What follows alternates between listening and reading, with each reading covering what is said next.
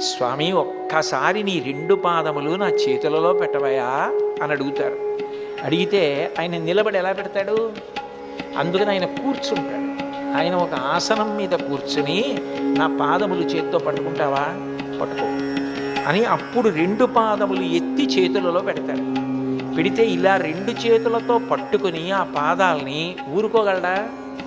పరమానందంతో దగ్గరికి జరిగి శిరసి స్వామి నా తల మీద పెట్టండి అని రెండు పాదాలు తల మీద పెట్టుకుని రెండు చేతులతో పట్టుకుని